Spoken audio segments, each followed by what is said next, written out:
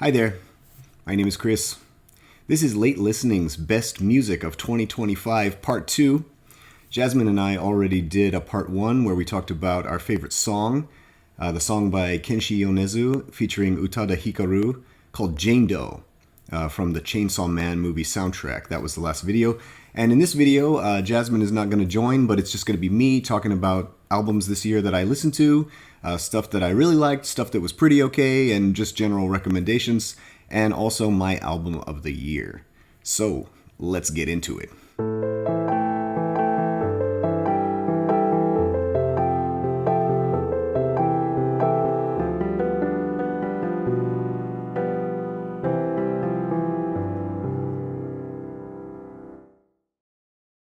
Alright, first of all, I gotta start with one of my favorite bands of all time, up there in the top 3, Sugar Plant. Sugar Plant just released a new song, December 2025. They don't have a new record yet. I hope they will soon, but the song's called Anything. And I got this email from Bandcamp, from their label the other day, and it said, hey, here's a free song. Here's a free digital download. And I was like, what?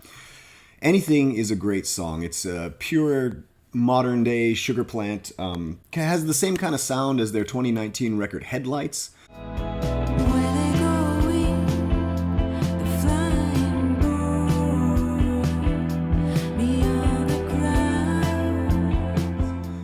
I'm sure you probably don't know who Sugar Plant is, but they are one of my very favorite bands, and they actually have my favorite album of all time that, again, coinciding with the 2025, was remastered and re-released this year on cassette tape. Sugar Plant's After Hours was remastered and re-released in 2025. This album is from 1997. It is my favorite record of all time. It's a phenomenal album, the Japanese dream pop band Sugar Plant. So it's a great time to be a Sugar Plant fan in 2025. Let's hope that they'll come out with a new record next year. Speaking of Bandcamp and Japanese artists in general, we're going from Kenshi Yonezu and Utada Hikaru to Sugar Plant to now Ichiko Aoba. Ichiko Aoba had an album this year called Luminescent Creatures.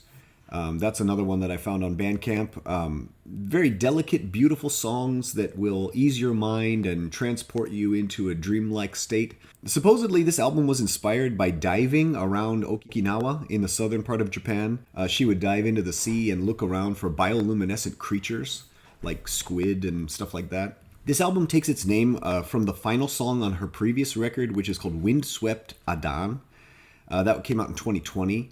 I suppose this is sort of a sequel album of sorts, but I like this one a lot more.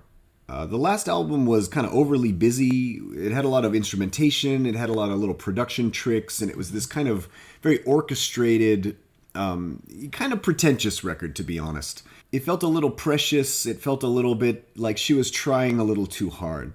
And this album, she strips everything back. She's still got the electronics and these nice little soundscapes. She uses an acoustic folk guitar and some piano, but there's a lot of open space, there's a lot of atmosphere for the songs to breathe and to allow the soundscapes to come in, and that makes it more intimate. Yeah, this album feels more honest, I guess I could say, even though I don't really understand Japanese very well. She sings entirely in Japanese, but even if you don't understand the language, it's just it feels very honest and very peaceful. I really, really like this record. I don't use the word gorgeous lightly, but I definitely thought that this album is gorgeous. Her voice sometimes kind of reminded me of the Icelandic band Moom, if you've ever heard of Moom. Moom used to have these two twin girls who were the singers, but I think they left the band some years ago. But if you listen to Moom's earlier records, they have these really kind of little girl spooky voices singing over this electronic, kind of strange, beautiful, slow-moving electronics. And I felt like Ichiko Aoba has that kind of, like the gentle waves that are kind of weird and kind of unsettling, but also very welcoming. It's her own world, but it's also a really peaceful world. And, you just kind of want her voice to carry you away on these gentle waves.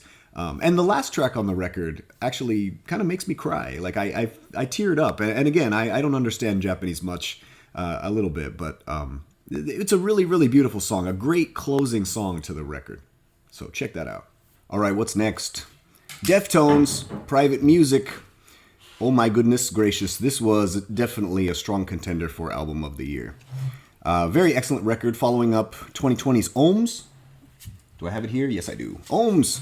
Also a good record. Ohms, people were like, or reviews were like, oh, Deftones, like, this is their best record in years. Like, Ohms was like all over the place. But when Ohms came out during the pandemic, people were like, oh, this is a great, like, pandemic album. Like, Deftones are holding us down during the COVID-19 pandemic. Like, come on.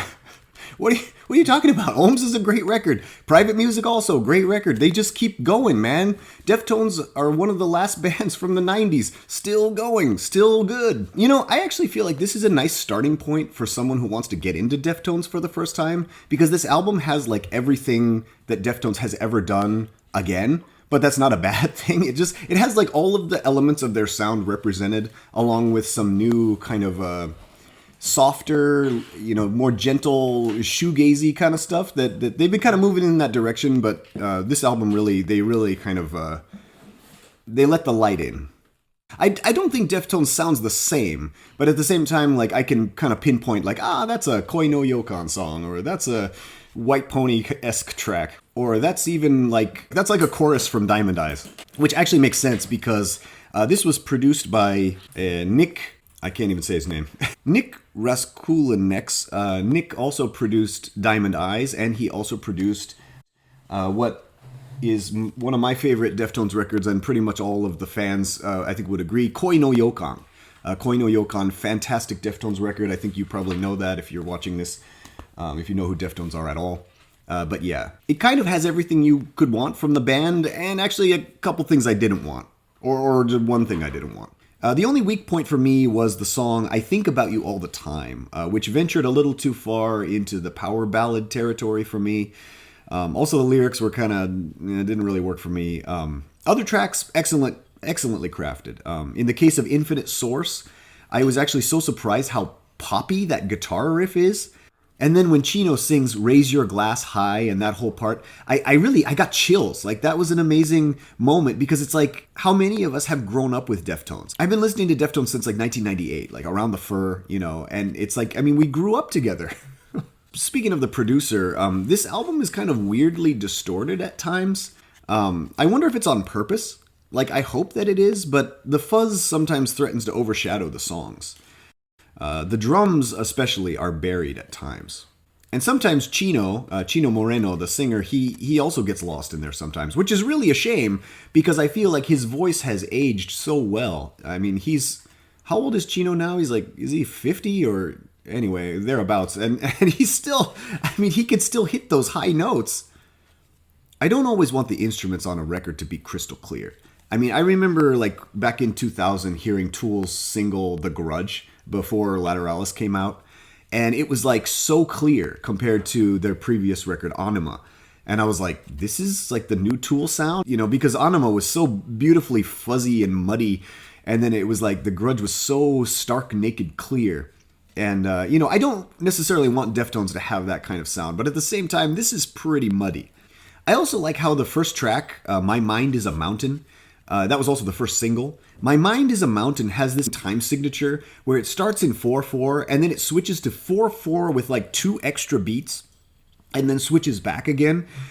Jasmine was helping me count it earlier, and I was like, I was like trying so hard to like count. I was like, it's 4/4, right? She was like, well, it's 4/4 and then it's 4/4 and like 2 extra beats. I'm like, so wait, what? They have a new bassist for this record as well. Bassist Fred Sablan. He does a great job, especially showcased on songs like Ecadisis and Milk of the Madonna. He fits right in with their well-oiled machine. He even mimics their early sound on Cut Hands. Cut Hands, an amazing throwback song. Chino doing his kind of vocal freakouts from back in the day. It sounds like a White Pony song. Like, it sounds like right around White Pony era Deftones. Cut Hands, yeah, really, really amazing. If you like old school Deftones, check out Cut Hands. So yeah, this is a strong contender for my album of the year. It is not my album of the year, but I can say if I had an album of the year by a legacy band, like, let's make a new category. Album of the year by a legacy band, Deftones, you get the prize. All right, next up, it's Clipping, Dead Channel Sky. This was a really close contender for my album of the year. This came out on Sub Pop Records back in March, and I've been listening to it pretty much ever since. This album is amazing. It is different than their past work, but I'm into it. It's not as viscerally dark, it's less menacing, not as minimal, a little bit more fantastical, showcasing the insane age we're living in. I mean, look at that artwork there. This kind of says it all, you know. Yeah, there's so many tracks on here too. 19 tracks. There's some noise collages and digital fuckery, screaming modems, and start to spit in the ram is demanded that it's clipping big. Of course, the title, Dead Channel Sky, is a reference to William Gibson's Neuromancer, one of my favorite books. All you have to say is cyberpunk-themed hip-hop, and I'm there. I kind of do wish they would have included the lyrics, but, you know, I'm still finding new things to appreciate. I'm still letting those dense lyrics from David Diggs, like, wash over me. So dense, so good. As cool and unique as this album is, I feel like it does have a few precedents. There is a criminally underrated hip-hop group called Air Credits from the post-apocalyptic wasteland of Chicago. Criminally underrated Air Credits. They are a wonderful group that rap about, basically in this post-apocalyptic world, they're traveling around trying not to get murdered, and the money is air, basically, because the air is like unbreathable. So if you have air credits, you're rich, and you can trade like you know, air that you can breathe. It's really, really cool. You should check out Air Credits if you like this album. And also, not so much thematically. Thematically, maybe more like Air Credits, but sonically, I feel like Saul Williams' album, The Inevitable Rise and Fall of Niggy Tardust, produced by the one and only Trent Reznor. This album also, I felt like, I'm not sure if David Diggs is aware of Saul Williams, but like the drama and like the wordplay and the really like the dramatic way that David Diggs raps, I feel like it somehow kind of reminded me of this album. And this is also a criminally underrated album. One more thing, I love the fact that Aesop Rock guest stars on the second to last track, Welcome Home Warrior. That's a really interesting song. It's a lot slower than a lot of the other tracks. It doesn't have that really dense, like hyperactive rapping, cramming in so many words into each verse. It takes its time, and it's kind of about like video games and vicarious victories. It kind of reminded me of like late 90s, early 2000s Anticon, if you've ever heard of Anticon, and I felt like Aesop Rock really fits the sound of that track. Aesop delivers his usual wacky imagery, which is fine, but after his last album, Integrated Tech Solutions, I was kind of hoping he would have some more like tech-related spew it would fit a little bit better with the theme of this album, but I mean, his verses are still awesome. Aesop Rock never really raps in a concrete way anyway. He always kind of loops around, and he gets all expressive and symbolic, which makes it impossible to actualize an honest diagnostic. But yeah, like I said, this album is a contender for Album of the Year for me. The fact that Aesop Rock was on there is just like icing on the cake. It's a really phenomenal record. Some people didn't like it. I thought it was great. I like everything Clipping's ever done, and I like to see artists evolve. Speaking of Aesop Rock, my next pick for a potential Album of the Year, it was not quite my Album of the Year, but that is Aesop's newest release, Black Hole Superette, another phenomenal hip-hop record. Black Hole Superette was released on May 30th on Rhymesayers. They also dropped a free game on Steam where you can explore a strange, surreal convenience store of the title. I really love this artwork too. It's so wacky. This one also has quite a few tracks, similar to Clipping. I love that design on the CD too. It's so cool. So like retro. Yeah, Aesop Rock has been on an amazing like streak. He just keeps releasing records every couple of years.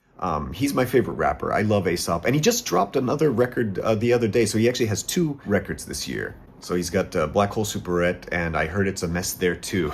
So man is just prolific as hell and good. The quality is amazing. I can't fault him, you know, for releasing an album with 18 tracks.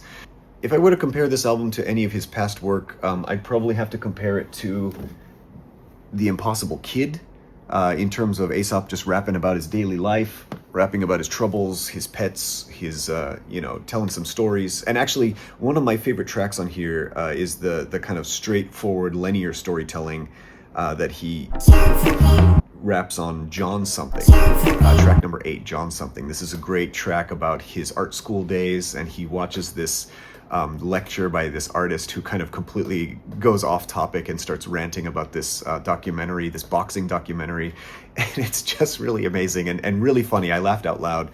A$AP Rock is hilarious, and you know, he can be dense and he can be too much for some people, but I love the man.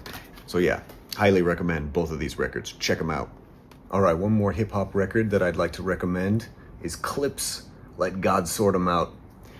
This is such a cool album. I love this art too. It's like kind of Japanese influenced like graffiti art, and with these cool like skeleton characters, and then the brothers inside.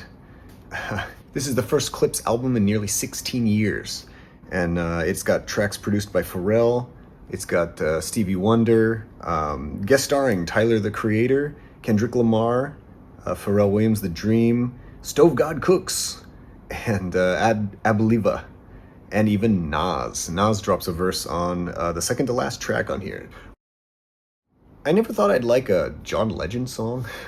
John Legend sings the hook on the first track. It seems like he's with like a gospel choir. I'm not really sure who Voices of Fire are, but John Legend sings this hook that could be cheesy, but the opening track is a beautiful dedication to the parents of Pusha T and Malice.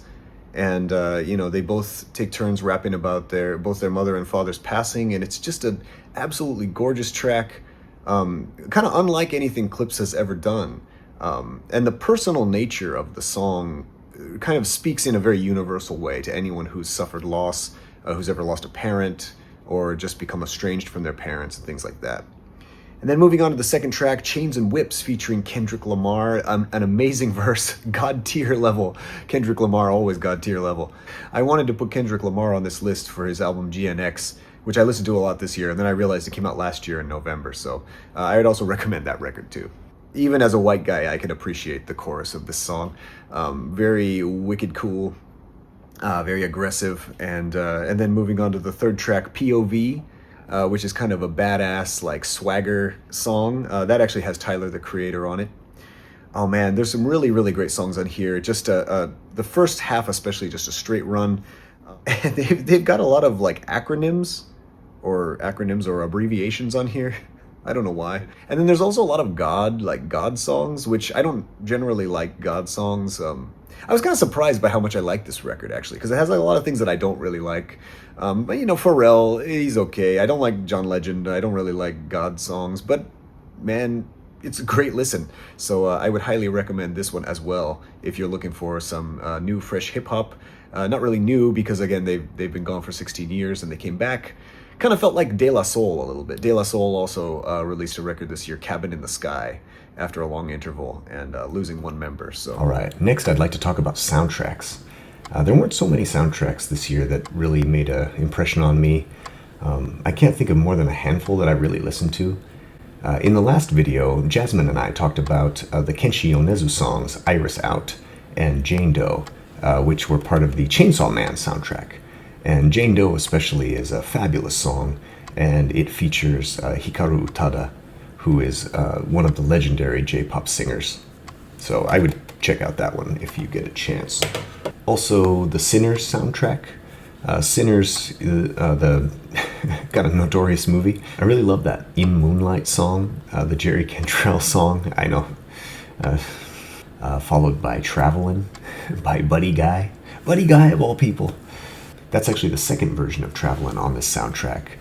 Track 4 by Miles Caton, or Caton. That was the first version, and then this is kind of an abbreviated version, but it still sounds badass. Buddy Guy is 89 years old, still kicking it. And there's also Rocky Road to Dublin, Flames of Fortune, and so on. I love it. It's a really good soundtrack. Because of the movie K-pop Demon Hunters, which that soundtrack was huge this year, I was digging through various K-pop artists trying to find something that I might be interested in, and I've discovered songs by Blackpink and Les Seraphim that I liked. I did a video about the Les Seraphim song. Blackpink's Pink Venom, also a pretty good track. And I found this new song, Dirty Work by aespa.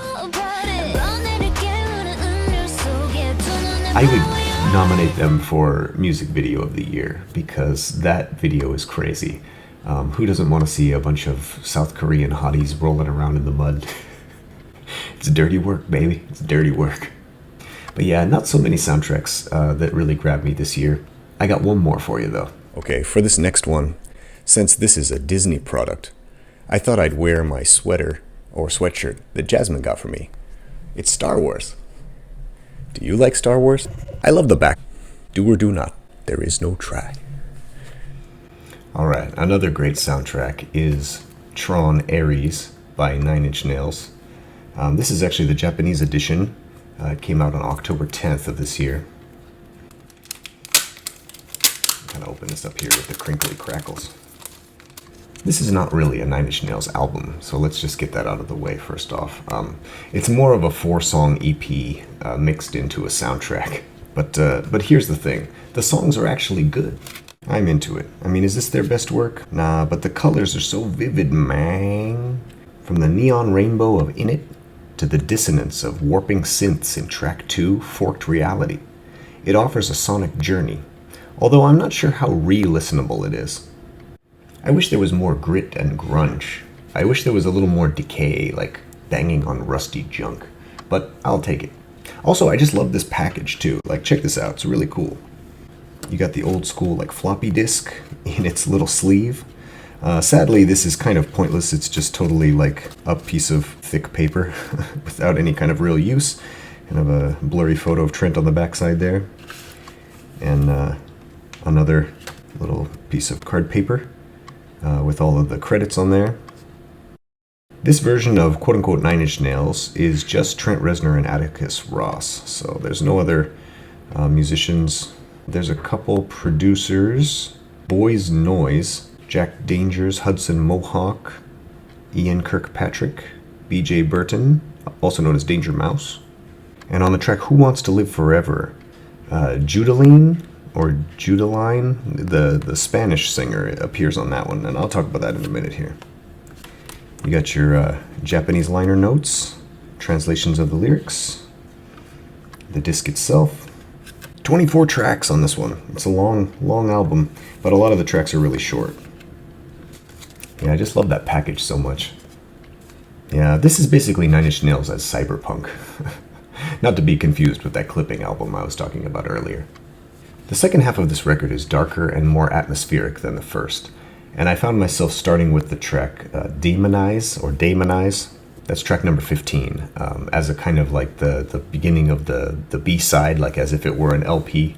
I'm not actually sure where the split would be, but I started at track 15, and I would often listen to the last half of the record. As a longtime fan of 9 Inch Nails, I really can't complain about this record. I've definitely heard worse from Trent Reznor. This album surprisingly didn't get a lot of love.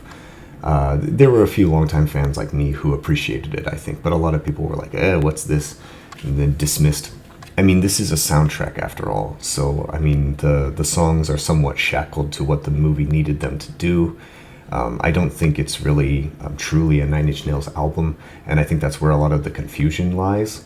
And why is it even called 9 Inch Nails? Why didn't they just use their usual Trent Reznor and Atticus Ross credits? Well, Reznor told Empire magazine, a couple of years ago, Tom McDougall, president of Walt Disney Music, came by the studio and said, "Do you think you guys would be interested in scoring Tron?" He didn't even finish the sentence, and I was like, fuck yes, we'd want to do that. He said, "How would you feel about it if it was credited as 9 Inch Nails versus Trent and Atticus?" We weren't expecting to hear that question. So basically, the president of Disney Music said jump, and Trent Reznor.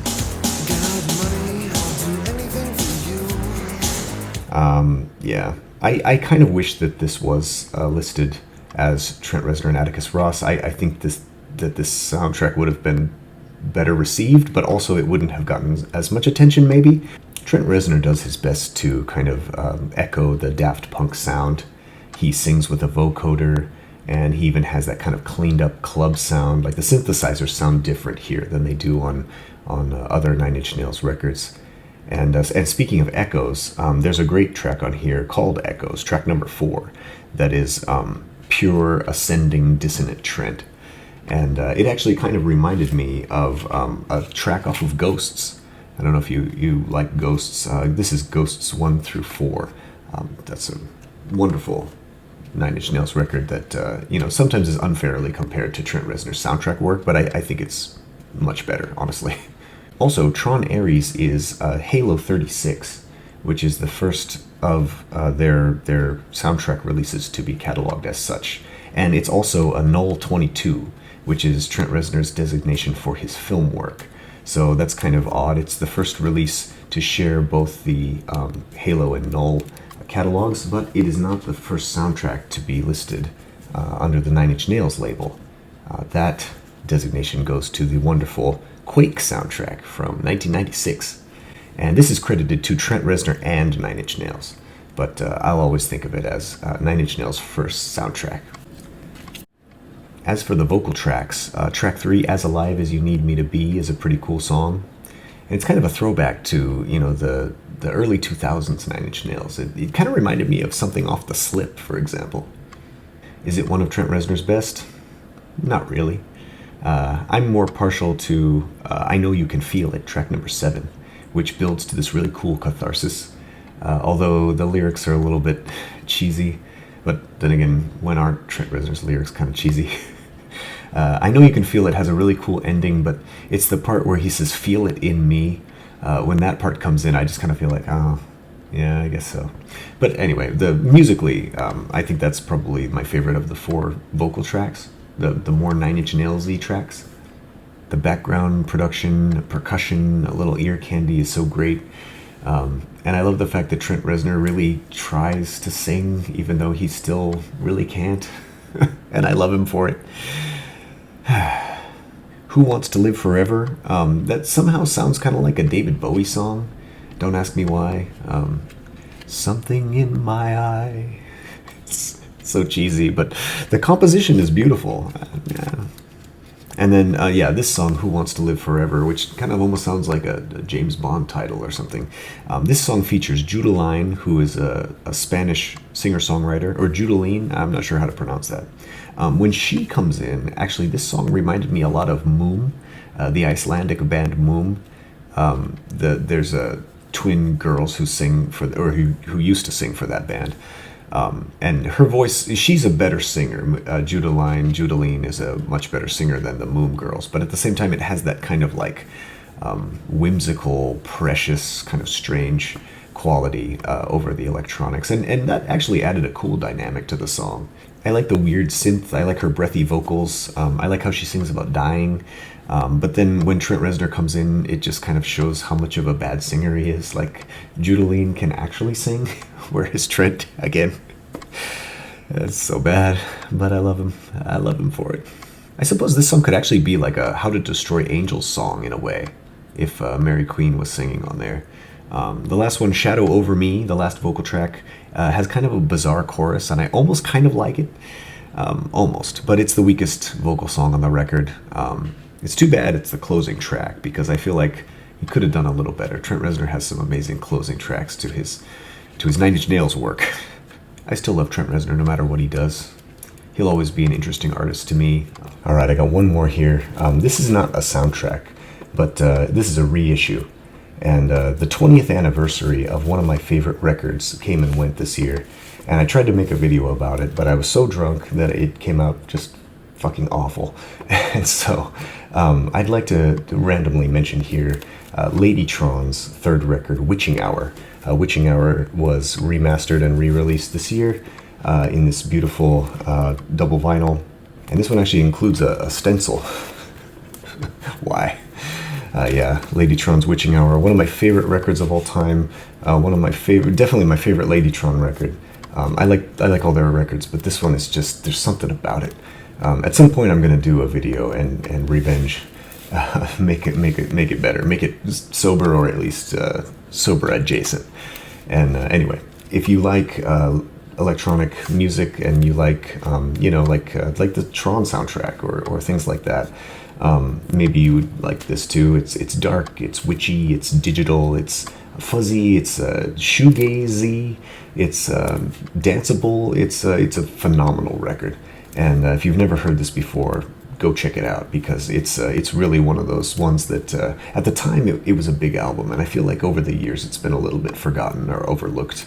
I still listen to this album all the time, so great reissue this year. All right, last but not least, it is my album of the year, best album of 2025, Yaz Ahmed, A Paradise in the Hold. What? What is this record?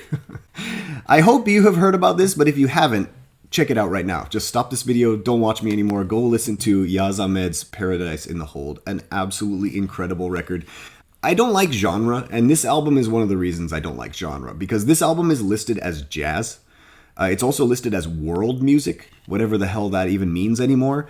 But it is not really any of those things. It's completely and totally transcending. Yes, it has jazz elements, but it is just an absolute unique masterpiece. Yaz Ahmed, aka Yasmin Ahmed, is a British Bahraini composer and musician. She plays a flugelhorn, which has been specially made. It's a custom-made flugelhorn that can actually play the 17 tones of the diatonic scale of Arabic music, the blue notes, as they say.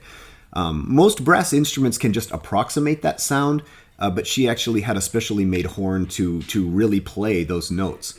And she has been using that since her previous records. I really want to hype her last album, La Saboteuse. I can't even say it. La Saboteuse got a lot of love, and I'm glad to see that. This is also an incredible record. And I actually even have her first album, which was self-released through CD Baby. Do you remember CD Baby? Good God, it takes me back. Finding My Way Home. Finding My Way Home, inspired by the album Blue Camel. This album has a similar sound to La Saboteuse. I'm pretty much in love with everything Yaz Ahmed has ever done. Also, I'm really in love with like her album art too. Like, these albums are incredible. The only thing that I would actually criticize about this album is the lack of like a CD booklet, because I still buy CDs, I still buy like physical media. And La Saboteuse has this great package. It's got this incredible artwork and this booklet that showcases like all of the musicians, their biographies, like the details of the songs. It's just this amazing like deep dive into this record. And then A Paradise in the Hold, it's like there's nothing. There's just, inside, I mean, there's some cool art in there, and then they cram all the credits on the very back. I guess they were trying to save money because nobody buys physical media anymore, but that was kind of sad. I wonder if there's like a vinyl edition. Maybe it has more. I don't know. Leave me a message in the comments if you bought the vinyl of this. Let me know if the artwork and the liner notes are the same. There was a great review on Sputnik Music, where this guy Mike Kaplan wrote that he was having trouble describing why he loves this album and why it's becoming one of his all-time favorites. And he says, quote, "The only way to describe this record properly would be to tell you to listen to it. That being said, I can say this. This record reminded me of why I appreciate music, and I couldn't agree more. It's very Arabian-influenced, but it's not old-fashioned. It's like updated traditions. It has elements of jazz and strings and grooving rhythms that you can't help but move to. It allows you to dream. It allows you to dance. It allows you to celebrate life and love and culture. You could say that it's like a complex tapestry that she's weaving. You could take the metaphor of the first track, She Stands on the Shore, and say it's an oceanic record with glorious waves of sound crashing over you. I think I'll just call it my album of the year, and I'll encourage you to go listen to it too. I don't even remember all the track names because I just keep putting it on and listening to it all the way through. So I'm like, even now I'm like, which tracks were like my favorite ones? But no, the whole record. There is one tiny complaint that I have besides the artwork or the lack of liner notes, which is I'm not such a big fan of vocal jazz. I don't really like vocalists in my jazz. I like instrumental jazz. I have a fairly large jazz collection, but I'm not an aficionado by any means.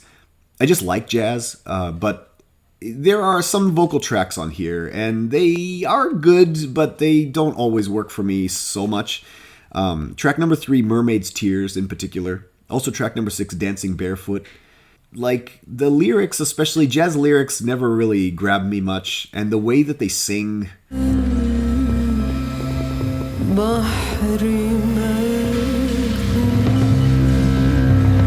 I don't know. I come from an appreciation of punk rock and grunge and like Tom Waits and Kurt Cobain vocal styles. I don't really understand vocal jazz, I guess.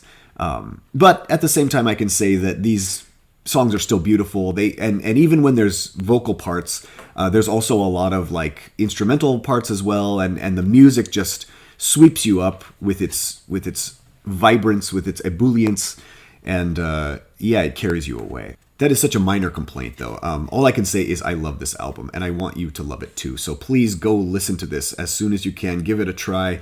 I'm pretty sure you will like it, or at least appreciate it. And if you know someone who likes Middle Eastern styles of music, or someone who likes jazz and has never heard of Yaz Ahmed, tell them about this album. Recommend it. All right, I'm sure you've probably clicked off the video by now after I announced my album of the year, but if you're still around, I'm going to do some honorable mentions here at the end. First of all, Mulatu Astake. I'm not really sure how to pronounce that guy's name, even though I love his music. Anyway, he has a new album at 81 years old, and it's called Mulatu Plays Mulatu. And it's stuff you've heard before, but it sounds so fresh and so like dynamic. It's the best possible recording technology, playing his old classic songs from the 60s and 70s. I don't actually have that on physical media. I've been listening to it digitally. But there is a great album of his older stuff from the Ethiopique series, Volume 4, completely dedicated to him and his music. Very, very amazing man. His music was used in the soundtrack to the movie Broken Flowers. If you've ever heard of Jim Jarmusch's Broken Flowers movie with Bill Murray. That was how me and a lot of people, I think a lot of people didn't know who he was, and we found out about his music through that movie. But anyway, Ethiopique's Volume 4, and Mulatu Plays Mulatu. Also Boris, one of my favorite Japanese bands, Boris. They actually have a live album where they are performing their most famous album, Pink, in its entirety from 2016. So the live album came out this year, but the concert is actually from back in 2016. Another Japanese band, Brahman. Brahman has a new record, Viraha. I think I'm saying that right. I'm not really sure. That's not Japanese. So what is that, like Hindi or something like that? This is the 8th album from Brahman. And they are an awesome Japanese underground band who sing in English a lot of the time and sometimes in Japanese.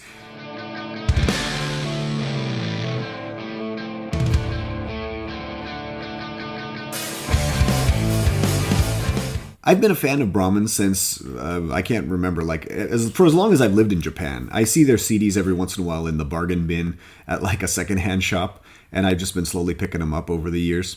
I feel like vocalist Toshi Lowe's voice is clearer and further forward in the mix than in past albums. Overall, great, clean production, killer riffs. There's even a Motorhead cover, too. Ace of Spades, which is pretty awesome. Next, Mobb Deep, Infinite. It's Mobb Deep Against the World, another killer album from the New York Legends, with the usual dark synths, wicked lyrics, tons of guest spots from both Pusha T and Malice, from Clips. As I mentioned earlier, I really like the new Clips record, and Mobb Deep's record is also pretty darn good. There's also Nas, Georgia Smith, The Alchemist, Ghostface Killah, and more guest starring on that record. There's an interesting band called Maruja, and the album is called Pain to Power. Interesting sonics, less interesting politics, but very exciting energy from that band. Maruja actually appeared on a track called Casper from Quadeca's album Vanisher Horizon Scraper that also came out this year. And I really like that record, Vanisher Horizon Scraper from Quadeca. And Quadeca also produces a couple tracks on Danny Brown's newest record too. And speaking of Danny Brown, one of my favorite tracks from his album Old was 25 Bucks, which was produced by the band Purity Ring. Purity Ring are also back with a self-titled record. My favorite record of Purity Ring forever will be their debut. This album, Shrines, from 2012. Oh, it's just a phenomenal record. But Purity Ring's new record is self-titled. It's kind of all over the place. I feel like the songs kind of sound like their debut record, like track number 2, Many Lives, or track 10, Between You and Shadows. These and others like track 4, A Place of My Own, have kind of a J-pop quality to them. There's something about the way that they build songs coupled with their amazing lyrics that I've always loved. One of the most interesting songs on the record, I Am an Ocean, that's one word, I Am an Ocean. Totally different kind of Purity Ring with the strumming acoustic guitar, and I felt like it would be interesting to see them go more in that direction. Another Japanese release from this year, not one of my favorite records, but an interesting record, Baby Metal, Metal Fourth. Baby Metal, yeah, it's, they're kind of a little too silly for me, but the interesting thing about Metal Fourth is that they invited a ton of guest stars. So starting in 2019 with their album Metal Galaxy, they started inviting guest stars such as Taka Matsumoto from Bees, or Joachim Broden from the Swedish power metal band Sabaton. And this album continues that trend. So Metal Fourth has only 3 songs out of 10 that are baby metal, and all of the other songs have guest stars. So even Tom Morello makes an appearance on there. It makes this album a little more interesting, but still silly. I mean, it's baby metal after all. One album this year that I wanted to like, but I didn't really get into was Miki Berenyi Trio, the album Tripla. And I'm mentioning this because I think a lot of people don't know it exists. I know my channel doesn't have like a lot of views, but at the same time, I just want to throw this out there. I was a big fan of the British band Lush from the 90s. And Miki Berenyi, of course, she was one of the vocalists of that band. Sadly, the music is kind of disappointing. It's almost as disappointing as the cover art. What is that? I was excited for this record, but it's pretty generic electronic music mixed with fuzzy guitars and under vocal melodies that don't really grab me, lyrics that are pretty run-of-the-mill, kind of meh. Some of the songs are kind of long. Like, there's only 2 songs that are under 4 minutes long. Yeah, they start out okay, but it's like they kind of overstay their welcome a little bit. So I'm looking forward to, hopefully they'll make more records, and maybe Miki Berenyi will get back in the groove. And it's okay that they don't sound like Lush, but at the same time, I didn't really like that album that much, and I'm just hoping that maybe she'll continue and make another album, and hopefully I'll like it. On the other hand, Stereolab came out with a record this year, Instant Holograms on Metal Film, which is a great blend of electronics, horns, catchy melodies, and the single Aerial Troubles is one of the wackiest singles that Stereolab has ever released. Kind of sort of reminded me of Ladytron. I'm sure Ladytron actually draws from Stereolab, but I feel like Stereolab's starting to sound like all of the bands that were influenced by them by now. They've been around so long that they start to sound like the new generation. Aerial Troubles has a kind of a 60s vibe. It's insanely catchy, and it's weird and silly. There's another wacky one, track 7, Electrified Teeny Bop. But the whole record is a lot of fun. I also like track 4, Immortal Hands, because it keeps changing and it has so many interesting different parts. Closing with a flute solo that kind of reminded me of Herbie Mann's 70s work. Track 3, Melody in a Wound, is also kind of a standout track. At first, it's kind of like Sugar Plant, just a little bit sped up. It almost could be like a bossa nova influenced lounge song if you slowed the tempo down and kind of stretched it out a little bit. And similarly, Tortoise, the instrumental band Tortoise, came out with their first record in 9 years called Touch. I like Tortoise. I'm not the biggest fan of Tortoise, but I like their music. Every album has at least a few songs that I really, really like. This album was recorded in Portland, Oregon, Los Angeles, California, and the final session was a kind of homecoming of sorts. They recorded finally at Electrical Audio in Chicago with their late friend and the musician Steve Albini, who passed away last year. And Steve Albini's band Shellac had my best album of 2024. Rest in peace, Steve Albini. Gone too soon. The opening track, Vexations, begins with a cool guitar riff, but then this wacky synthesizer comes in halfway through and the hand claps start, and it kind of sounds like Stereolab. If it wasn't for the heavily distorted guitar cutting in now and then, carrying the song toward its conclusion. Track 4, Elka, also reminded me of Stereolab or even Nine Inch Nails' Tron Ares soundtrack.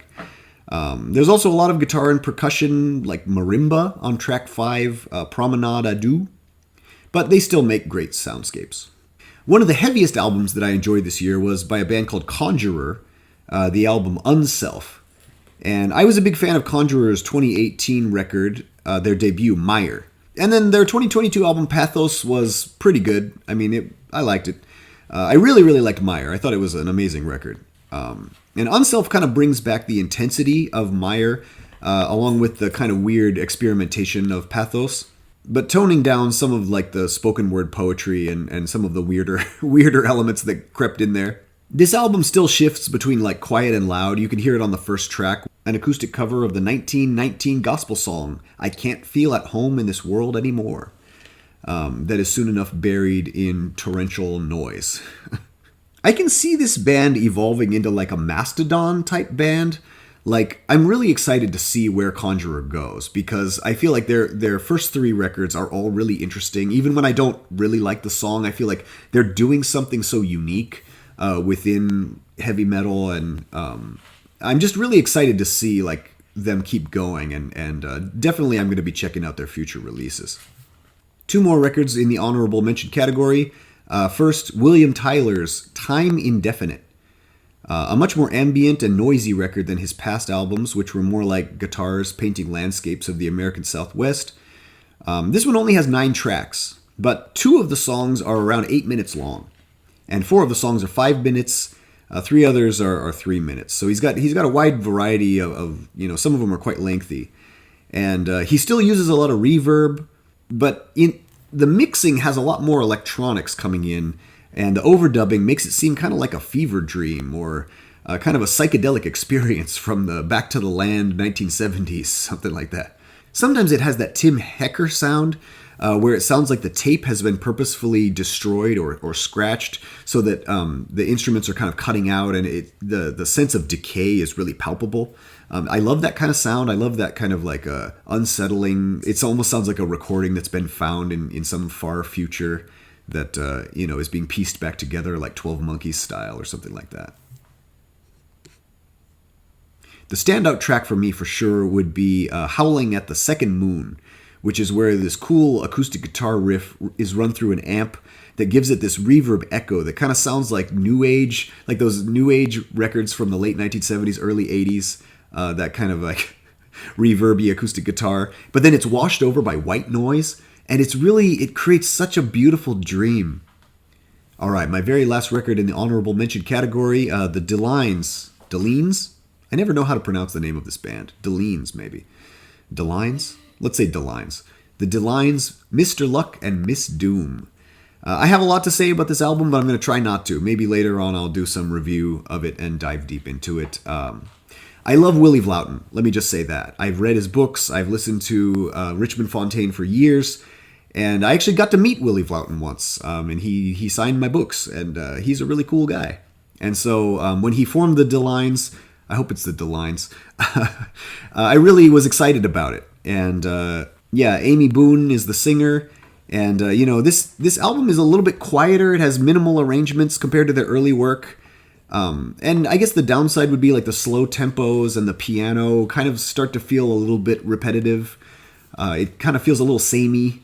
But the lyrics and the songwriting is really strong. So even when musically it might feel a little bit redundant, but Richmond Fontaine was kind of like that too. Like Richmond Fontaine had some similar sounding songs, but then Willie Vlouten's lyrics were always just, the man can write a good song. He can write well above any of his generation, I feel like. He's an incredible storyteller. There's an incredible song on this album called There's Nothing Down the Highway, which gives me chills when I listen to it. And if you listen with headphones on, the percussion will sound like footsteps right behind you, which is very unsettling and kind of awesome.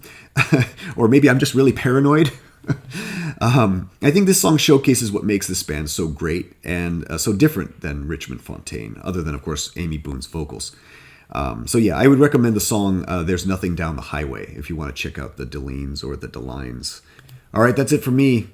I've been piecing this video together over many days, and now we are here at the end, and I just want to say thank you so much for watching. I hope you will post in the comments what are your favorite records of 2025, what are your favorite songs, artists, whatever you want to say. Give me some comments. Do you agree with me? Do you disagree with me?